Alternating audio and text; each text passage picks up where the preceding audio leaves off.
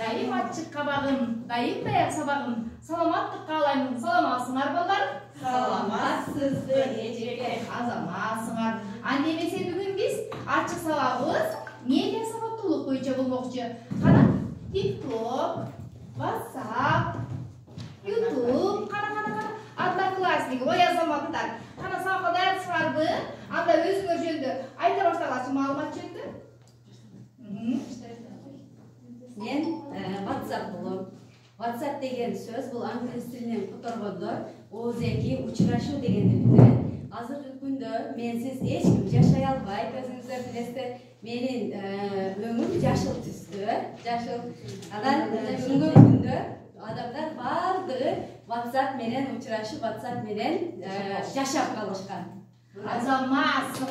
Кана WhatsAppка кошулган үчүн азаматсың, сен өзүң зерексиң. Азыркы күндө баардыгы сени колдонот да.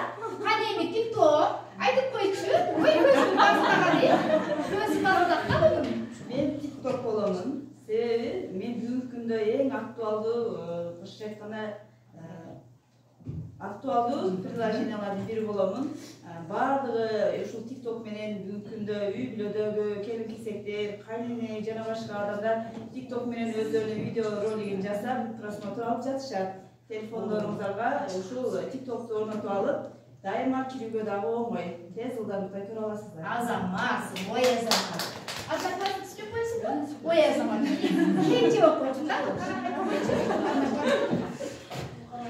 Одноклассник соц тармактардын ичинде бул жерде дагы адамдар эң көп кирип ошол жерде бири-бири менен баарлашат.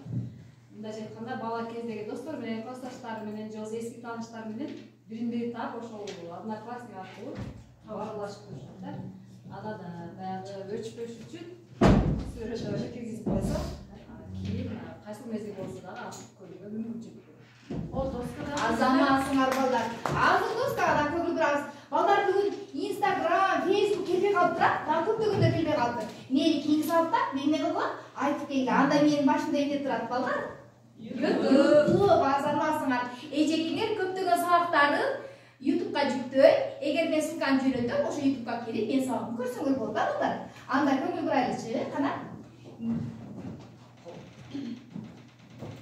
Кана маалымат жана медиа деген эмне? Медиа сабаттуулук. Маалымат бул бизди курчап турган дүйнө туурасындагы билдирүүлөр, ал оозеки, жазуу, сан,